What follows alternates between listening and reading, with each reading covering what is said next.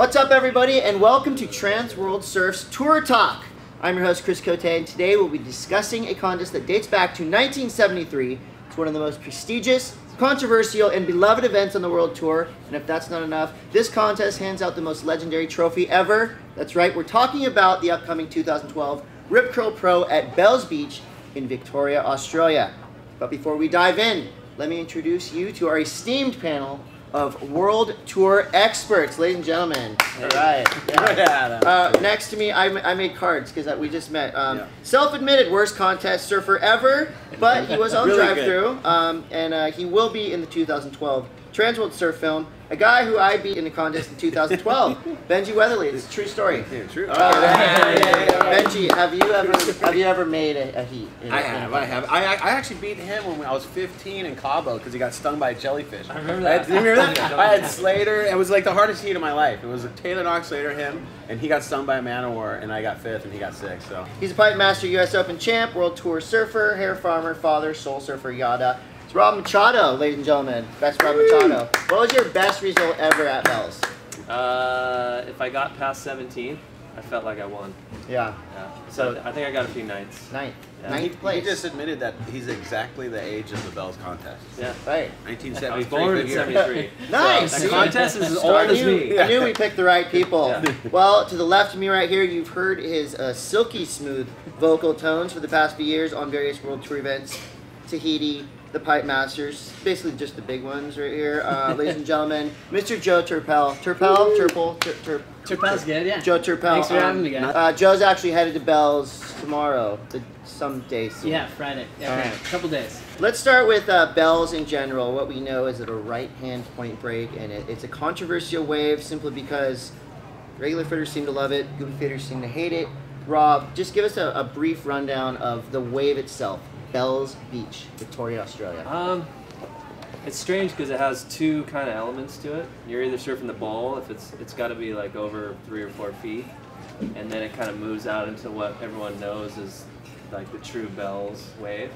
And if it's small, like I kind of prefer it when it was small, when it was like under head high. The forecast for this year is looking really good. A little bit offshore winds and you know. You see carbs because it's usually all about airs now. We're gonna get to that. So nice. We're gonna get to that. So nice we're going to just jump right in right here. We're going to talk about some contenders, rookies, wild cards. Let's just start right off the bat. Last year's champ, Joel Parkinson. Did you watch Snapper? Did you see him surf? Did you like what you see? I always like what I see in Joel Parkinson, and I think Bells is like tailor-made for him and his surfing. Like just silky, smooth, long, arcing carves, holds his speed so well, and like just, I don't know.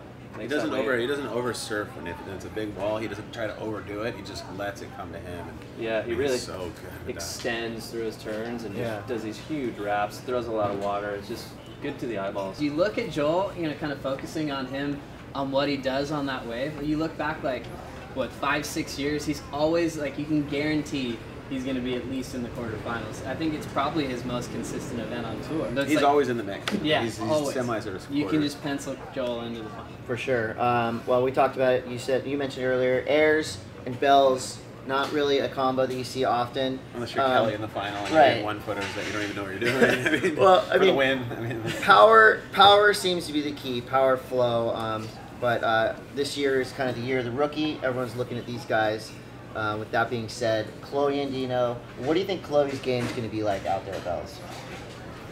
I mean, I think he's one of those guys that can do airs on anything, so it's going to be so exciting to see him and John in that atmosphere because they're not looking at it like Barco looks at it. They're looking at it like, I got all this time to figure out how to do an air on this wave. Right. So I think Chloe's still going to be throwing tail slide, lip, whatever you want to call nose picks, and every other little trick he's got in the book. And it'd be exciting to see the scores because not many people are doing those picks and those kind of moves at Bells over the years, you know. The other element too that kind of comes into play is experience at Bells, and like when you move out to the bowl, if the forecast is right and it's going to be 6 to 8 feet, like it's tricky. That's like a good point. when one guy catches a wave and you're sitting out there by yourself.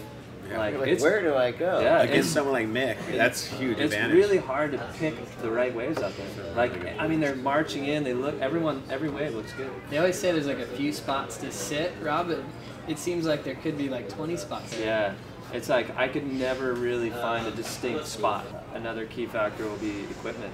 Right. You know, if those guys got a good board under their feet, it really shows out there. We're not riding neckbeards and things out there. I mean, there's potential for actually riding a bigger board out there. You know, there's so much, it's a deep water wave, there's a lot of water moving, and these guys are drawing long turns. It's not really tight surfing in pockets and stuff. So we've been talking about wave selection, so key. Like, I think you want to find like those medium ones that maybe hit a little deeper, and especially for backside guys, especially because, like you said, you'll get one turn in and then you'll come down and you're either like way out in the shoulder. You're like, where the hell or am you're I? like behind a section, you know, and you're late. You're trying to get up on the lip, and that never looks good. And so it's finding those waves that you can really get your timing synced in. No doubt. And backside is hard because you come down from one turn, it's windy. Like, I got hair in my face. Aki's like, you can put a blindfold on Aki, you know. We're gonna come back and talk about Aki. We're gonna take a little break. Bells is a wave made for men, and there is one man that technically right now is not in it, but we're gonna talk about the movement to put this man into Bells. We'll be right back.